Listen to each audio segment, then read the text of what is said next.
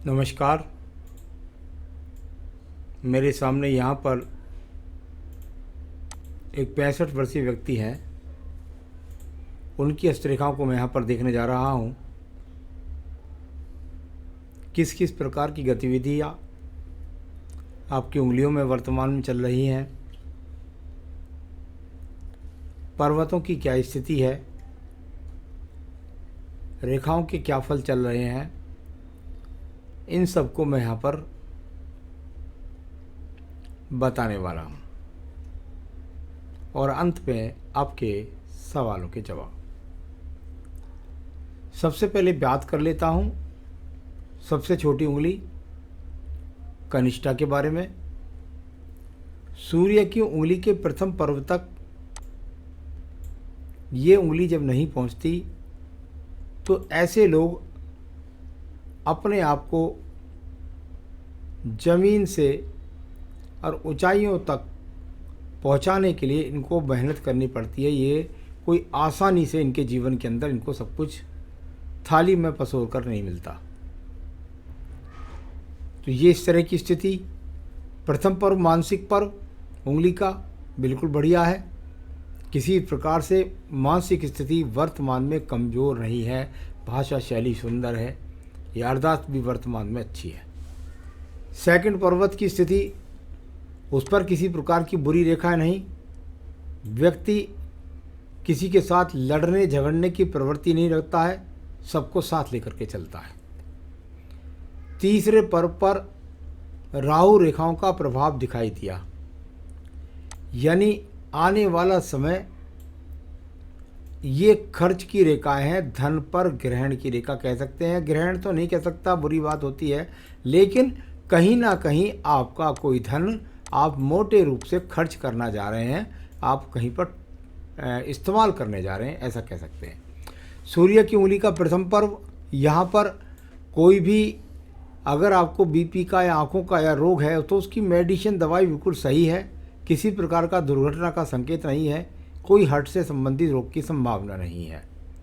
Second पर्वत की स्थितियाँ न राज्य सरकार से सहयोग दिलाती हैं, न राज्य सरकार से किसी प्रकार का नुकसान दिलाती हैं। तीसरे पर्व की जो स्थिति है, उस स्थिति में व्यक्ति अपने पिता का सहयोग भी प्राप्त करता है और सहयोग देता भी है। अब बात करेंगे आपकी शनि की उंगली के प्रथम पर्व के बारे में। शनि की उंगली का प्रथम पर्व और बहुत अच्छा, बहुत तंदुरुस्त निकला। इसका कारण बताता हूँ आपको क्या है। जब इस पर माइनस रेखाओं का ज़्यादा प्रभाव हो जाता है तो इसका मतलब है कि रोग शरीर के अंदर है और होने के बाद उसकी मेडिसिन सही नहीं लग रही, लेकिन इसमें कुछ दबाव है, यानी कुल मिलाकर शरीर में रोग है लेकिन उसकी दवाई बिल्कुल एकदम करेक्ट है, वो दवाई खाते रहिएगा, स्वस्थ रहेंगे आप। सेकंड पर्वत पर जो रेखाएं मुझे हल्की हल्की माइनर दिखाई देती हैं, हो सकता है कुछ स्थितियों में आपको हल्का भारी कर्ज लेना पड़ा हो, तो उसकी रेखा यहाँ पर हैं जो बहुत जल्दी आपका छुटकारा होने वाला है। चलिए मैं बात करता हूँ तीसरे पर्व के बारे में। शनि की उंगली का तीसरा पर्व आपके जीवन के अंतर्गत जाना जाता है आपके परिवार के प्रति आपकी कितनी चिंताएं हैं। हल्की माइनर रेखाएं परिवार से संबंधित चिंताओं को दिखाने वाली ये माने जाती हैं। मैं बात करता हूँ इसके बाद आपके यहाँ पर छोटी बृहस्पति की उंगली का प्रथम पर्व। यहाँ भी अगर माइनर रेखा छोटी मोटी हैं तो मेडिसिन, यानी शुगर कोलेस्ट्रॉल ऐसा कोई रोग हो जाए तो उसकी मेडिसिन करेक्ट लगी हुई है। सेकंड पर्वत की जब रेखाएं होती हैं तो इसका मतलब होता है पति अपनी बात के द्वारा घर का संचालन करता है, अपनी पत्नी को पूछ लेता है, सलाह ले लेता है, करता वो अपने मन की है। इसको इस प्रकार से बोल देते हैं, थोड़ा सा कभी कभी जो है पत्नी के प्रति थोड़ा सा कह सकते हैं आप मेरा गौर नहीं करते, रूखा स्वभाव बोल देते हैं।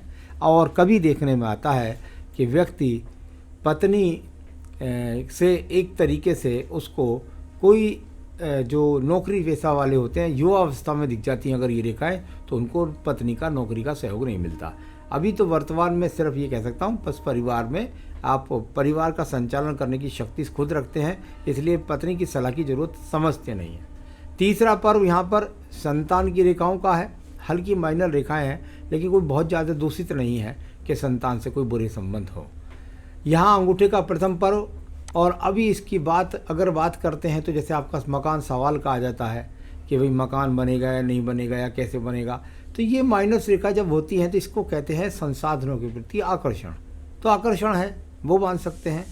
यहाँ पर नीचे वाले तर्क शक्ति के पर्व के 2 टुकड़े हो गए हैं, यानी तर्क का अगर बात करूँ तो बहुत मजबूत तर्क नहीं कहते ऐसे लोगों को, आ जाए तो बहुत गुस्से में आके कुछ भी कह दें, वरना अधिकतर शांत रहने का प्रयास करते हैं।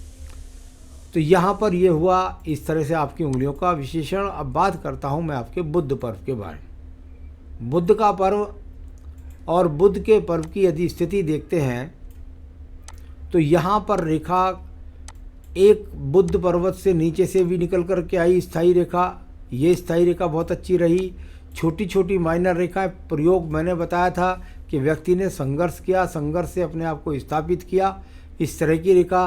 तो जब जाकर बनी बड़ी रेखा, यानी पहले संघर्ष, फिर उसके बाद में लगातार प्रतियोगी रेखाओं का लगातार लगा रहना, फिर मेहनत करना, उसके बाद अपने आप को स्थापित करना, इस तरह की रेखा का यहाँ पर संपादन। चलिए अब बात करता हूँ मैं यहाँ पर आपके पर्व की, और वह है आपका सूर्य का पर्व।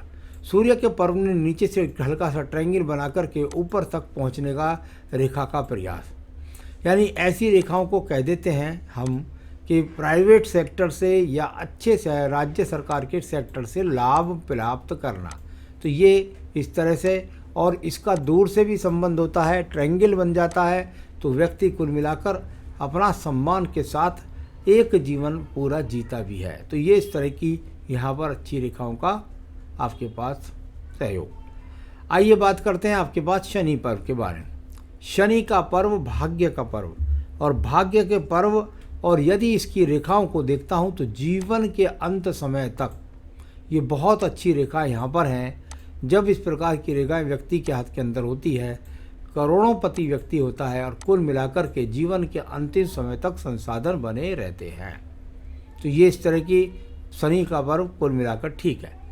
आइए बात करता हूँ मैं बृहस्पति के पर्व के बारे में। आप कहते हैं कि भाई मेरे पास में जो है मुझे मकान लेना है और कोई, ये तो मुझे पता नहीं, लेकिन जिस प्रकार की बृहस्पति की रेखाओं का यहाँ संबंध है उसके हिसाब से आपको पैतृक संपत्ति भी होनी चाहिए, और पहले भी आपने कोई संपत्ति खरीदी है, तो ऐसी बात नहीं है। साथ ही साथ धार्मिक श्रेष्ठता को दर्शन कराने वाली रेखाएं जब बृहस्पति की तरफ ज़्यादा खड़ी हो जाए, अच्छे ज्ञान की रेखाएं, और भगवान के प्रति स्तुति और दान पुण्य को लेकर के भी ये रेखाएं जानी जाती हैं। बृहस्पति पर्व का इन्वॉल्वमेंट अच्छा है। यदि बड़ा भाई होता है तो उसका सहयोग आपको सही तरीके से मिलता है। चलिए अब बात करता हूँ मैं यहाँ पर आपके हृदय रेखा के बारे में। अगर आप हृदय रेखा को देखेंगे तो ये आपको काफ़ी जगह टूटी सी नज़र आएगी, यानी इसमें अगर देखें तो कहीं ना कहीं डबलिंग नज़र आ रही है। बहुत पहले की बात है, जब अगर वो आड़ी रेखाएं रहें और इस तरह का चित्र बन जाता है तो वो पति पत्नी से संबंधित कुछ होता है, लेकिन उसके बारे में मैं नहीं कहूँगा क्योंकि वो बहुत पीछे की बात हो गई। वर्तमान की हृदय रेखा की बात करूँ तो मन में बहुत अशांति रही या कुछ भी रहा तो, लेकिन यहाँ कोई बड़े रोग का संकेत भी हुआ, लेकिन कुल मिलाकर के अब इस समय जो रेखा बनी हुई है वो हृदय रेखा अपने आप में सही है। यहाँ पर ठीक ठाक है, कोई विशेष खराबी की स्थिति यहाँ पर नहीं है। चलिए मैं बात करता हूँ इसके बाद में आपके निम्न मंगल पर्व से निकलने वाली रेखाओं का संबंध। यहाँ पर निम्न मंगल की रेखाएं कुल मिलाकर इनका शनि पर्व से भी संबंध बना, इन्होंने हृदय रेखा से भी संबंध बनाया, और ये मंगल रेखा जाकर के यहाँ पर राहु पर्वत से निकल करके सूर्य पर्वत के लिए गई, यानी व्यक्ति कितनी बार जीवन में विदेश गया भी, तो इस तरह का भी संबंध माना जाता है। साथ ही साथ ये कर्म रूपी रेखाएं लगातार आपके हाथ के अंदर, यानी व्यक्ति ने अपने जीवन के अंदर कर्म किया और अपने आप को सिद्ध किया।